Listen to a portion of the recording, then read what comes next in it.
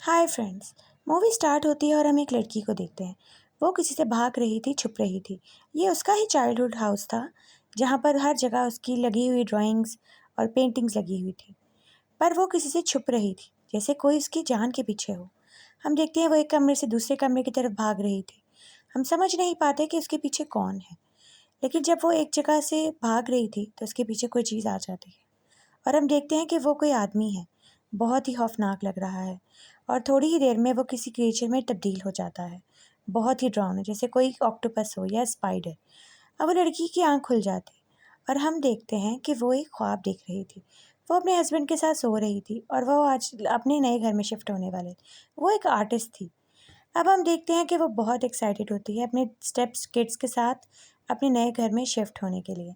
ये उसका childhood home था, वो वहीं पर शिफ्ट हो रही थी।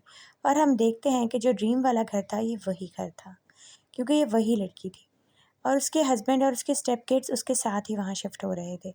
एक छोटी बच्ची थी जिसको उसका रूम ही पसंद आता है, जहाँ हर तरफ ड्राइंग्स बनी हुई थी। वो कहती है कि मैं तुम्हारे साथ तुम्हारे ही रूम में रहूँगी, लेकिन उसकी बड़ी बहन उसको ले जाती है। अब हम देखते हैं कि उसका हस्बैंड उसको चेयर अप करता है कि आहिस्ता आहिस्ता बच्चे तुम्हारे साथ सेट हो जाएंगे। अब वो देखते हैं कि रात में वो अपने घर में अपनी पुरानी चीज़ें देख रही होती है, अपनी यादें ताज़े कर रही थी। अब हम देखते हैं नेक्स्ट डे वो अपना काम कर रही थी, क्योंकि वो एक आर्टिस्ट थी। उसके कुछ ड्राइंग्स के प्रोजेक्ट्स थे जो पूरे करने थे। वहीं उसकी छोटी बेटी आती है और उसको कहती है कि तुम मेरे साथ खेलोगी हाइड एंड सीक। वो कहती है ठीक है, लेकिन इतनी देर में उसकी कॉल आ जाती है और उसको बाहर जाना पड़ता है। बच्ची उसको ढूंढ रही होती है और इसी ढूंढने की तलाश में वो बेसमेंट की तरफ चली जाती है और उसको बेसमेंट से कुछ अजीब अजीब सी आवाज़ें आ रही थी। वो नीचे की तरफ जाती है लाइट ऑन करके और वहाँ पर उसको एक बहुत प्यारा टेडी बेयर मिलता है। वो उस टेडी बेयर को लेकर ऊपर आ जाती है और अब टेडी बेयर उसका बहुत ही अच्छा दोस्त बन गया। उसकी स्टेप मदर आती हैं, वो कहती हैं कि मैं तुम्हारे साथ खेलूँ। मैं पहले बिजी थी। वो कहती है अब इसकी ज़रूरत नहीं है, मेरे पास मेरा टॉय आ गया है, मैं उसके साथ खेलूँगी। बड़ी बहन को हम देखते हैं वो फ़ोन पर अपनी गेम्स खेल रही होती है और बाहर निकलती है। वहीं पर उसको एक लड़के से मुलाकात होती है। वो लड़का उससे बातचीत करता है, लेकिन उसकी मदर इंटरप्ट कर देती है। वो नाराज़ होकर ऊपर चली जाती है। अब रात होती है और छोटी बच्ची आके अपने पेरेंट्स के पास सो जाती है और अपने टॉय को भी ले आती है। लेकिन हम देखते हैं कि बेड के नीचे होता है उसका टॉय। वो बहुत ही क्रीपी लग रहा था। नेक्स्ट डे बच्ची पूरा दिन ऊपर ही स्पेंड करती है अपने रूम में अपनी टेडी के साथ। उसकी मदर बहुत हैरान होती है कि वो अब उसको तंग नहीं कर रही, ना कोई काम कह रही है। हर वक्त बस अपने टेडी के साथ ही बिजी। वो नीचे जाकर बेसमेंट में देखती है तो उसकी भी चीज़ें कुछ वैसी ही थी, जैसे वो ड्राइंग्स बना रही थी अपने टेडी के कहने पर। व्हाट टू डू लिस्ट के क्या करना है और क्या नहीं करना। पहले तो वो चीज़ को इग्नोर कर रही होती है, इतना सीरियसली नहीं लेती। वो समझती है कि बच्ची है, उसकी इमेजिनेशन है और वो उसके साथ बातें कर रही है, जैसे मैं करती थी। वो अपने साथ इस बच्चे को रिलेट कर रही होती है। वो कहती है कि शायद ये भी मेरी तरह एक आर्टिस्ट ही बनेगी। अब हम देखते हैं कि उस लड़की ने भी बचपन में वैसे ही ड्राइंग्स बनाई थी। जेसिका की भी इमेजिनेशन वैसी ही थी। अब वो देखती है कि वो अपने रूम में अपने डैडी के साथ पूरा दिन स्पेंड करती है और रात में आके जेसिका उसको कहती है कि अब तुम सो जाओ, तुम थक गई होगी, अपने डैडी को भी अपने पास सुला लो। वो डैडी को अपने पास लेटाती है और सो जाती है। अब हम देखते हैं जेसिका कमरे से बाहर जा रही होती और सोच रही होती है कि इतनी जल्दी अटैच हो गई डैडी के साथ। नेक्स्ट डे हम देखते हैं कि वो बच्ची कुछ ना कुछ चीज़ें कर रही होती है। अब वो कहती है डैडी ने ये करने के लिए कहा है और वो करने के लिए कहा है। कुछ चीज़ें इकट्ठी कर रही होती है, घर में किसी और के साथ टाइम स्पेंड नहीं करती, सिर्फ डैडी के साथ ही बातें करती रहती है। अपने फादर का भी नहीं पता होता उसको। अब हम देखते हैं कि वहाँ पे बड़ी बहन का दोस्त आता है, जिसको वही टेडी बेयर बहुत बुरी तरीके से डरा देता है और वो जेसिका उसकी मदर को बताती है कि आपका बेटा यहाँ पर क्या कर रहा है और टेडी वहाँ से देख रहा होता है। अब हम देखते हैं कि जेसिका बच्चियों के साथ टाइम स्पेंड कर रही होती है और वो उसकी तस्वीरों की पिक्चर्स ले लेती है जो वो टेडी के कहने पे बना रही थी। अब हम देखते हैं जेसिका पूरे घर में उसको ढूंढ रही होती है और उसको चोट लगी होती है। वो बच्ची को बताती है कि जब मैं तुम्हारे ही जितनी थी तो मुझे मेरे पापा ने हर्ट किया, क्योंकि वो बीमार हो गए थे। उन्होंने मुझे बाजू पे कुछ मारा। लेकिन हम देखते हैं कि बच्ची तो बेड पे थी ही नहीं, वो तो बाहर थी। जेसिका बहुत हैरान होती है, अगर वो बाहर है तो बेड पर कौन है। वो देखती है तो बेड पर टेडी था, बच्ची नहीं थी। अब वो बहुत हैरान होती है कि बच्ची ने उसको यहाँ पर क्यों लिटाया और वो उसके पीछे नीचे चली जाती है, जहाँ उसकी व्हाट टू डू लिस्ट भी होती है, जो चीज़ें वो टेडी के कहने पर कर रही थी। और हम देखते हैं पीछे से उसको कोई देख रहा था और टेडी बेड पर बैठा उसको घूर रहा था। नीचे जाती है बच्ची के पास तो बच्ची खेल रही होती है। खेलते खेलते उसको चोट लग जाती है। क्योंकि वो टेडी के कहने पर बहुत ही अजीब हरकतें कर रही थी। अब जेसिका घर आती है और बहुत हैरान होती है क्योंकि उनके फादर तो गए हुए थे, उसी को बच्चों को संभालना था। वो एक साइकेट्रिस्ट को बुलाती है ताकि बच्ची से बात कर सके और बच्ची की इमेजिनेशन को थोड़ा सा स्टॉप किया जाए, क्योंकि वो अपने आप को हर्ट करने लगी थी। वो बाहर आती है और अपना टेडी उठाकर अंदर ले जाती है और साइकेट्रिस्ट के साथ बैठ के बातें करने लगती है। वो कहती है, टेडी मुझे ये कहता है कि तुम्हारी स्टेप मदर भी तुम्हें छोड़ देंगी, जैसे तुम्हारी अपनी मदर ने तुम्हें छोड़ दिया। और वो बहुत रोने लगती है। वो बताती है कि टेडी उससे वो काम करवाता है जो वो करना नहीं चाहती, जिससे वो हर्ट होती है। और ये सारी चीज़ें साइकेट्रिस्ट रिकॉर्ड कर रही थी। वो टेडी से बातें करी जा रही थी, करे जा रही थी। साइकेट्रिस्ट को कहती है, तुम काम रहो बेटा, परेशान मत हो। लेकिन वो कहती है कि मुझे बहुत तंग करता है टेडी, जो मैं कहती हूँ वही कह पाता है। अब हम देखते हैं कि वो जाके उसकी मदर जेसिका को बताती है कि तुम्हारी बेटी बहुत अपसेट है। मैं नहीं जानती क्यों, लेकिन वो बहुत ज़्यादा पावर स्ट्रॉन्ग हो गई है उसकी इमेजिनेशन की। हमें इसको बहुत टाइम और बहुत प्यार से हैंडल करना होगा। ऐसे और भी कुछ केसेस मैंने देखे हैं जिसमें बच्चे बहुत हर्ट हुए हैं और कुछ केसेस में तो बच्चे डिसअपीयर भी हो गए। जेसिका जब उस बच्चे का इंटरव्यू देखती है तो बहुत परेशान होती है। अब उसको याद आने लगा था कि बचपन में उसने भी कुछ ऐसा ही किया। उसका भी कोई इमेजिनरी फ्रेंड था। वो नीचे बेसमेंट से जाके अपना बचपन का कार्ड उठा के लेकर आती है और उसमें से भी वो चीज़ें निकालने लगती है, जो कि बिल्कुल वैसी थी जैसी वो बच्ची बना रही थी। अब वो देखती है कि वहाँ पे कोई टेडी होता ही नहीं है। जेसिका जब टेडी के बारे में पूछती है, साइकेट्रिस्ट कहती है वहाँ तो कोई टेडी नहीं था। आपको किसने कहा कि वो टेडी से बात करती है? वो तो उसका इमेजिनेशन में है, आपको कैसे नज़र आ सकता है? इमेजिनरी फ्रेंड तो होता ही दिमाग में है, आप कैसे देख सकती हैं? अब वहाँ पे जेसिका बहुत हैरान होती है।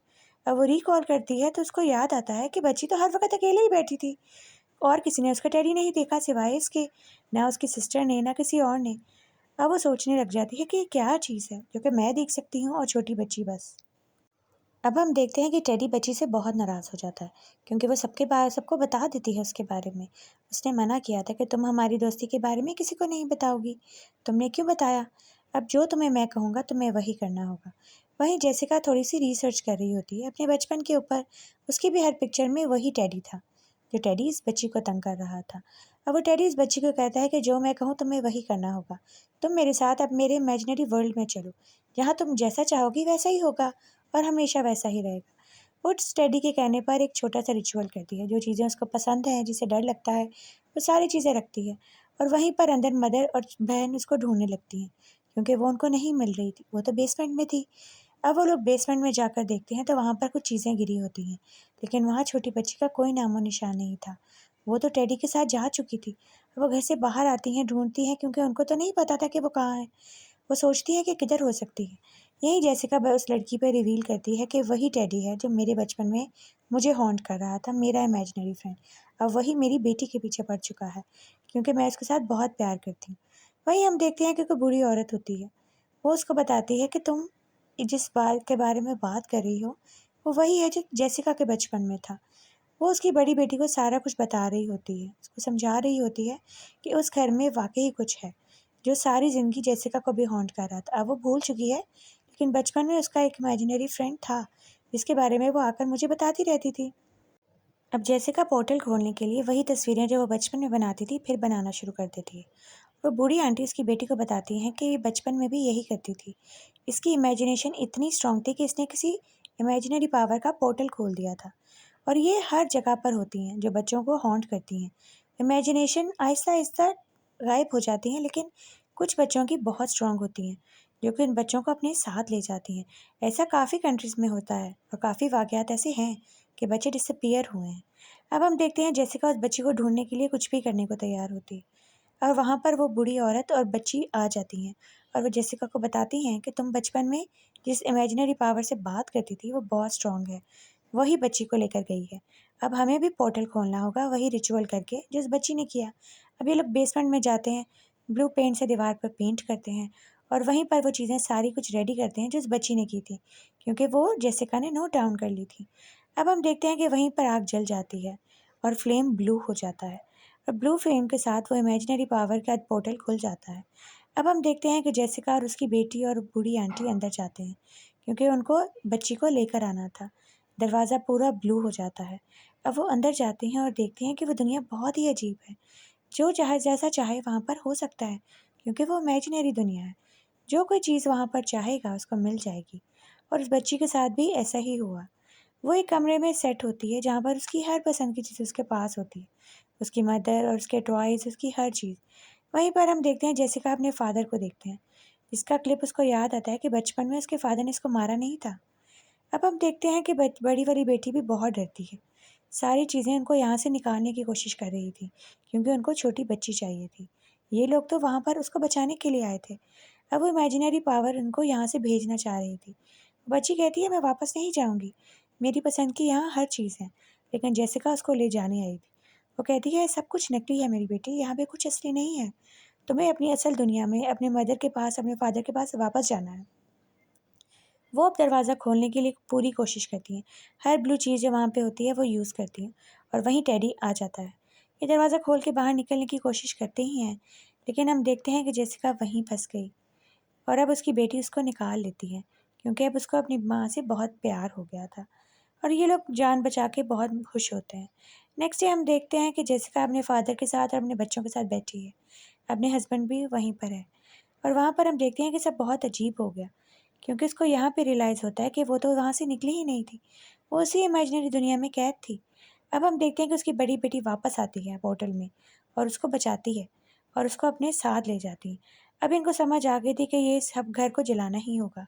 इस घर को आग लगा देती हैं ताकि यहाँ से निकल सकें और उस पावर को ख़त्म कर सकें, क्योंकि वैसे वो पावर इनकी जान छोड़ने वाली नहीं थी।